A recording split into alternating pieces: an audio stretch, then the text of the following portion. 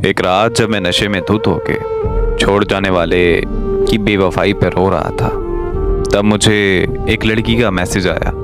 लिखा था कि मैं आपसे बात करना चाहती हूँ। मैंने मैसेज इग्नोर कर दिया क्योंकि मुझे रूटीन में ऐसे मैसेजेस आते रहते थे।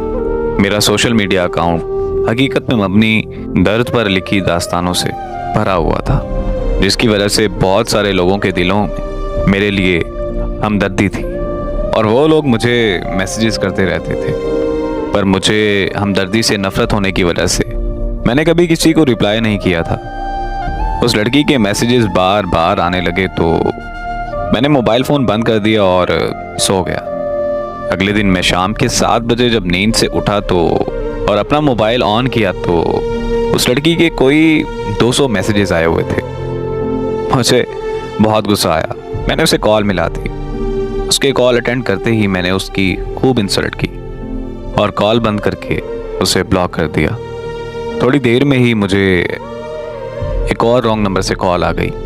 मैंने अटेंड की तो एक लड़की ने मुझे भाई बोलते हुए कहा कि मैं नूर की बहन बात कर रही हूँ। मैंने उससे पूछा कि कौन नूर?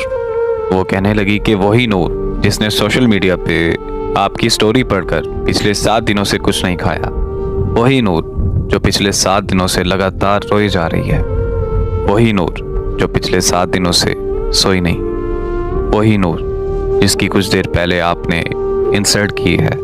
मैंने इतना सुनते ही कॉल बंद कर दी और वो नंबर भी ब्लॉक कर दिया। रात को जब मैं फिर से नशे में धुत हुआ तो मुझे अजीब ख्याल आने लगे और एक अजीब सी बेचैनी होने लगी कि आखिर ये नूर लड़की है कौन और ऐसा क्यों कर रही है। तजस्सुस इतना बढ़ गया कि मैंने उसे अनब्लॉक किया और कॉल कर दी। कॉल उसकी बहन ने अटेंड की। मेरे हेलो करते ही मुझे कहने लगी कि अगर नूर को कुछ हुआ तो मैं तुम्हें छोड़ूंगी नहीं।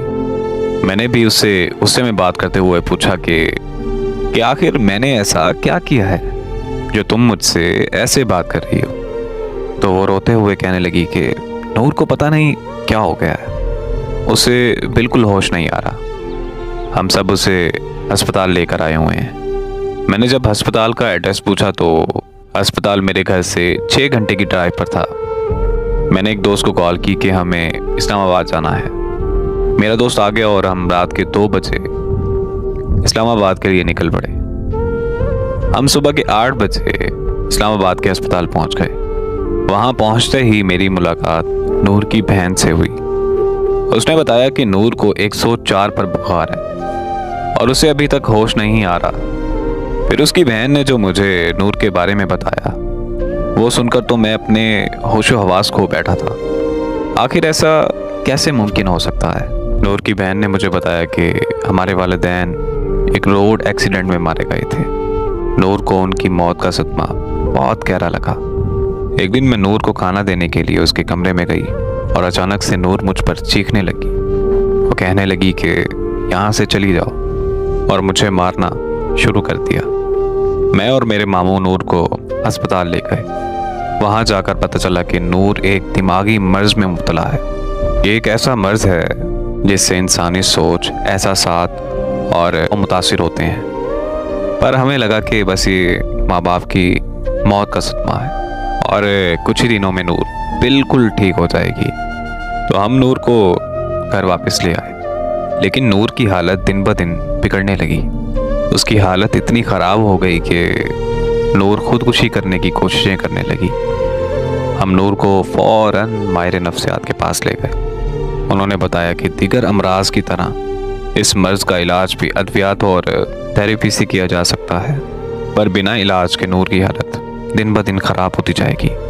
अगर मज़ीद देर हो गई तो नूर को पागल खाने भी भेजना पड़ सकता है। तो हमने फ़ौरन नूर का ट्रीटमेंट शुरू करवा दिया। 2 साल के मुश्किल तरीन वक्त के बाद नूर बिल्कुल ठीक होकर खुशहाल ज़िंदगी गुजारने लगी। नूर ने बहुत सारे नावल भी लिखे और शेर व शायरी का शौक़ भी रखती है। पर जब से नूर ने आपकी कहानी पढ़ी है, पर तब से उसको इस दिमागी मर्ज का दोबारा अटैक आने लगा है। नूर की बहन की बात मुकम्मल होते ही मुझे खबर मिली कि नूर को होश आ गया है और उसकी बहन नूर की तरफ भाग गई। मैं भी उसके पास जाना चाहता था, पर मेरे दोस्त ने मुझे रोक लिया। वो मुझे कहने लगा कि नूर तो पागल लड़की है, हमें उसे क्या लेना देना, चलो हम घर चलते हैं। मैंने अपने दोस्त से बोला कि अरे यार, मैं कौन सा नॉर्मल हूँ, मैं भी तो इतना पागल हो चुका हूँ कि किसी का कम बुलाने के लिए नशे का सहारा ले रहा हूँ। बस इतना कहकर मैं नूर से मिलने चला गया। नूर मुझे देखते ही उठकर बैठ गई। उसकी खुशी की कोई इंतहा ही नहीं थी। जिंदगी में पहली बार मैंने खुद की वजह से किसी के चेहरे पर खुशी देखी थी, और उसके चेहरे पर खुशी देखकर जो मुझे सुकून महसूस हो रहा था, वो सुकून मैंने पहले कभी महसूस नहीं किया था। मैं नूर के करीब जाकर बैठ गया और उससे उसका हाल चाल पूछने लगा, तो वो मुझे कहने लगी कि आपके आने से सब कुछ ठीक हो गया है। फिर हमने बहुत सी बातें की और कुछ देर बाद मैंने नूर से कहा कि अब मेरे जाने का वक्त हो गया है। नूर ने जब ये सुना तो पता नहीं उसकी हंसी अचानक से कहाँ चली गई।